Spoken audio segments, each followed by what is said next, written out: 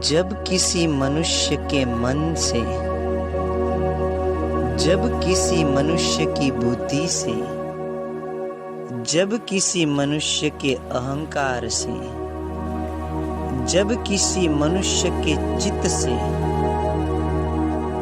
संपूर्ण रूप से जो कर्म का ढांचा है वह कट जाता है, संपूर्ण रूप से जो कर्म का ढांचा है वह टूट जाता है, संपूर्ण रूप से जो कर्म का ढांचा है वह नष्ट हो जाता है, संपूर्ण रूप से जो कर्म का ढांचा है वह बिखर जाता है, संपूर्ण रूप से जो कर्म का ढांचा है वह विलीन हो जाता है।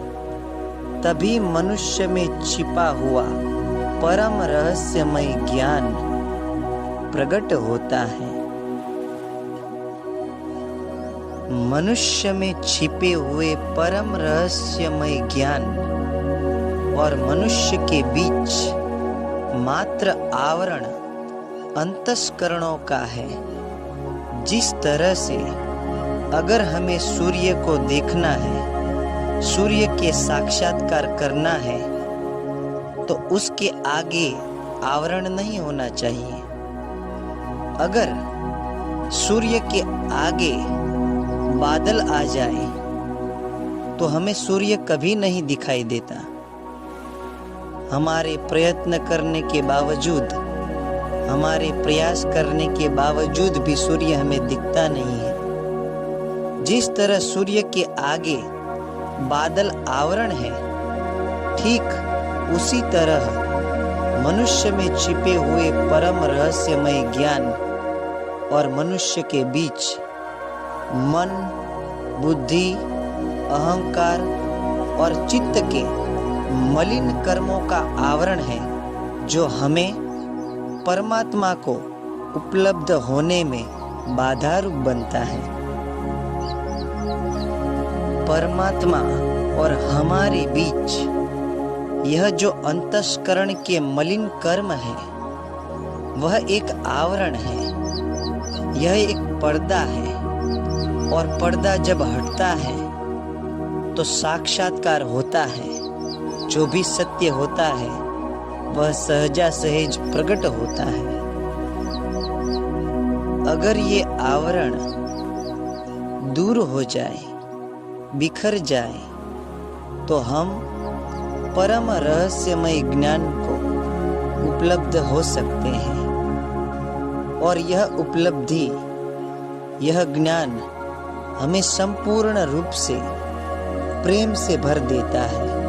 हमारे शरीर के कोने कोने से, रोम रोम से, रग रग से, प्रत्येक क्षण क्षण में, प्रत्येक पल पल में और प्रत्येक समय हम प्रेम से भर जाते हैं और परमात्मा को धन्यवाद देते हुए कहते हैं, हे सृष्टि के सर्जनहार, आपका अनंतवार खूब खूब धन्यवाद। आज मुझे वह आनंद और परमानंद से भी परे नित्यानंद देने के लिए आज आपने मुझे उस सुंदरता से मिलाया है जिसकी मैं युगों युगों से, जन्मों जन्मों से, सालों सालों से, प्रत्येक दिन मैं प्रतीक्षा कर रहा था।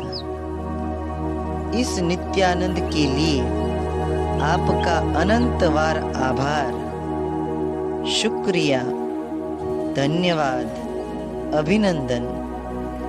मेरे पास शब्द नहीं यह सुंदरता बयां करने के लिए। इस सुंदरता की मैं सूक्ष्म झलक बयां कर सकता हूँ।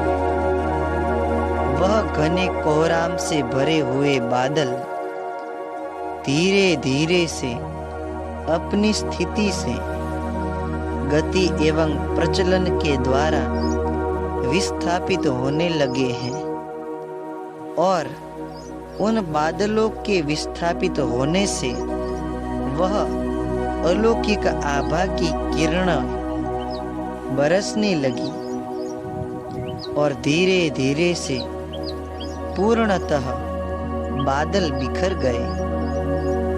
बादल के बिखरने से संपूर्ण आभा की किरणों का वह स्रोत प्रकट होने लगा।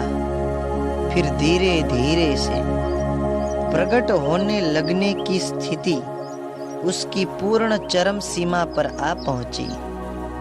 अंततः उस अति अलौकिक अविगत विदीप्यमान स्वरूप के स्रोत के दर्शन हुए। सत कैवल साहिब।